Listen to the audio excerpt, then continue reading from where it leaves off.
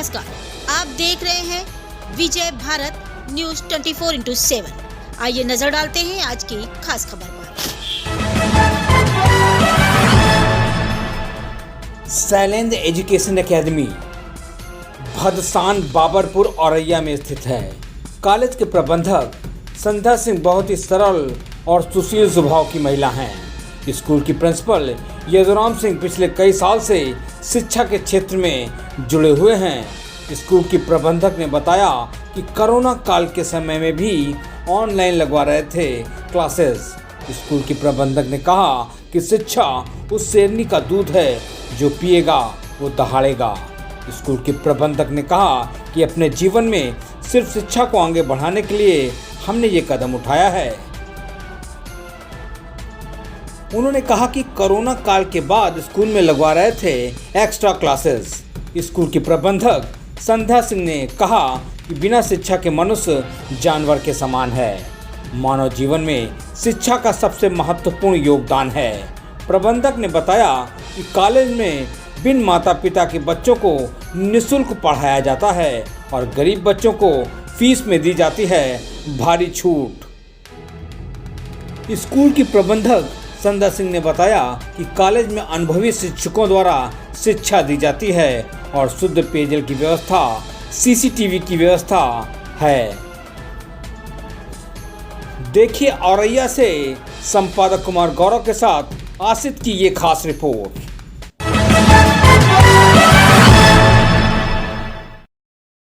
नमस्कार, आज मैं हूँ जिला औरैया में। औरैया की अगर बात करूँ तो जिस संस्थान में बैठा हूँ, संस्थान का नाम है शैलेंद्र मेमोरियल एकेडमी। हमारे साथ बात करने के लिए उपस्थित हैं यहाँ से प्रबंधक महोदय, प्रधानाचार्य महोदय। बात करने को जानने का प्रयास करता हूँ, चूंकि एक ऐसे गांव में ये विद्यालय स्थापित है, जानने का प्रयास करूंगा किस सोच के साथ इस विद्यालय की स्थापना हुई थी। क्योंकि कोविड का समय रहा था, कोविड के समय बहुत सारे चैलेंजेस, एजुकेशन सिस्टम पूरी तरीके से खत्म हो चुका था, नई शुरुआत हुई थी। जानने का प्रयास करता हूँ कौन कौन से चैलेंजेस फेस करे थे। मैम, सबसे पहले तो आपका स्वागत है। नमस्कार जी। संस्थान की शुरुआत एक भदसान गांव में आपने करी थी।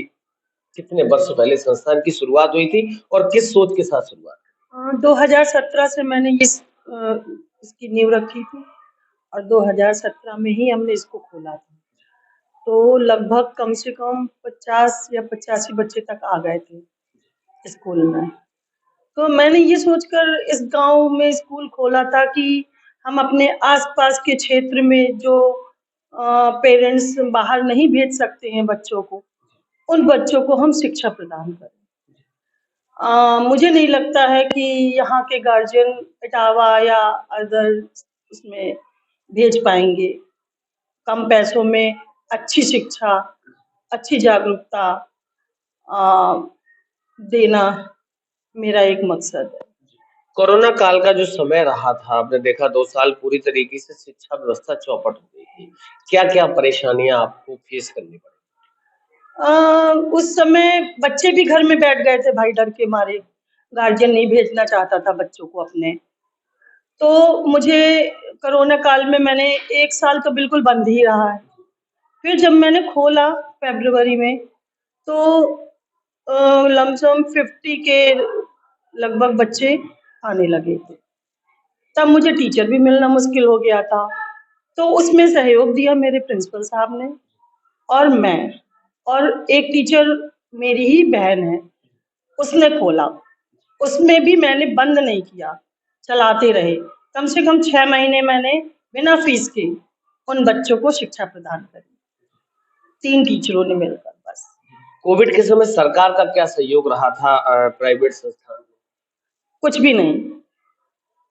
सरकार ने प्राइवेट संस्थान को कुछ भी सहयोग नहीं किया। सरकार अगर चाहती तो क्या सहयोग कर सकती?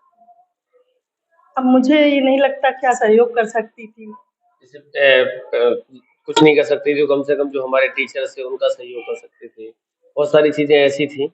एक सवाल और है, बच्चों में क्या-क्या परिवर्तन देखने को मिला कोविड के बाद?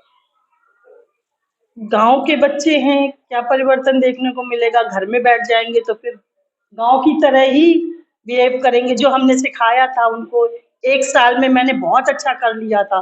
उन बच्चों को स्टैंडर्ड भी अच्छा हो गया था, स्ट्रेंथ भी अच्छी हो गई थी, पर कोरोना काल में सब निल हो गया।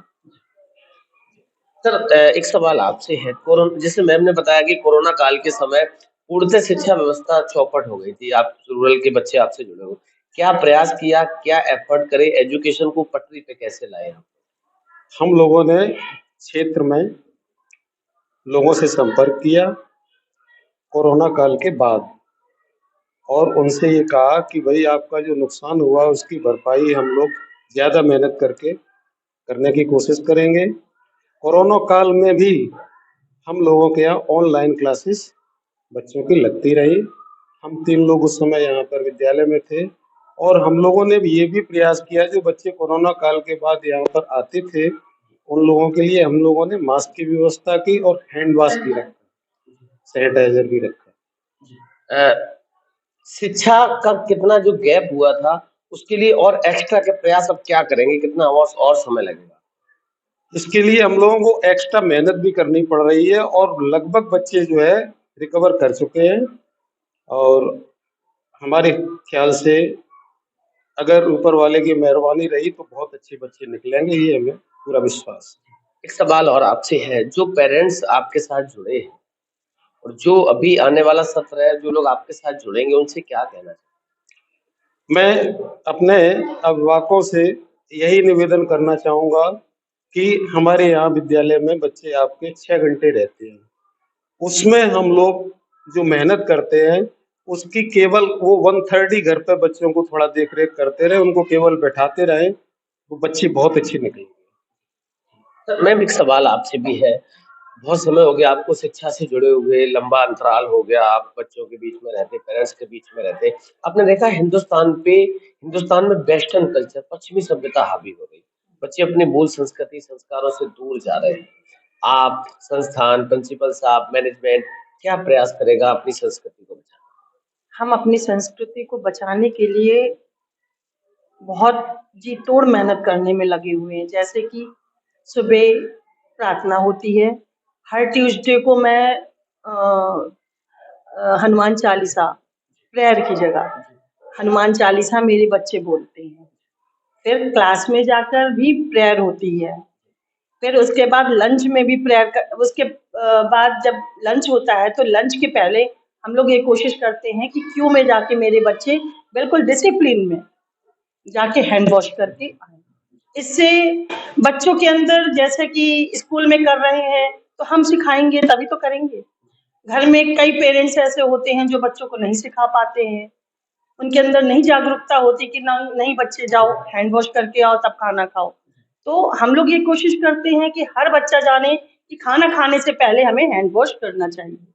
हमारे हाथों में जो कीटाणु होते हैं वो अच्छे से अच्छे डेटॉल या हैंड वॉश से भाग जाएंगे। अधिकतम बच्चे आपके साथ किसानों के जुड़े हुए हैं। एक सवाल आपसे है, गरीब, मजलूम, किसान, विकलांग बच्चे, संस्थान की तरफ से उनको फीस को लेकर क्या सहयोग रहता है?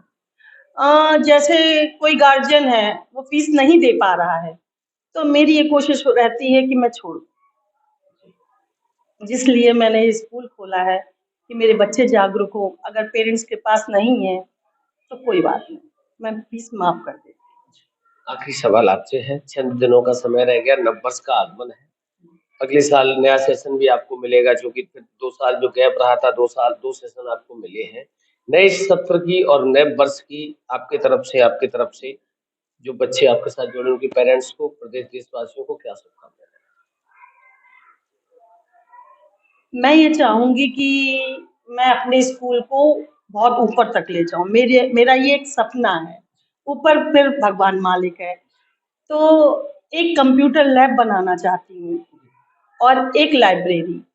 ये 2 चीज़ें मेरा खोलने का सपना है।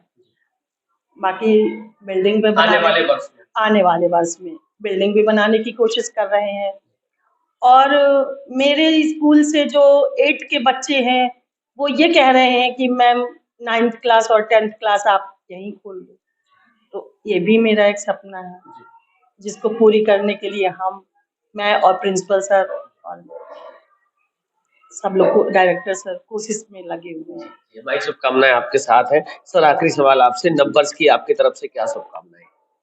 मेरा तो संदेश हमारे अभिभावकों और बच्चों के लिए यही होगा कि आप लोग हमारा सहयोग करें। हम आपके बच्चों को अच्छे से अच्छा भविष्य देने की कोशिश करेंगे। हमारे यहाँ के बच्चे, ग्रामीण अंचल के बच्चे अच्छे से अच्छे निकले, आईएएस बने, आईपीएस बने, डॉक्टर्स बने, इंजीनियर्स बने, पायलट बने, यही हमारा प्रयास है। हम लोग कम संसाधनों में अधिकतम शिक्षा देने का प्रयास करते हैं। बहुत बहुत धन्यवाद। हमारी तरफ से भी आप दोनों लोगों को, विद्यालय परिवार को आने वाले नववर्ष की बहुत बहुत बधाई, शुभकामनाएं। धन्यवाद।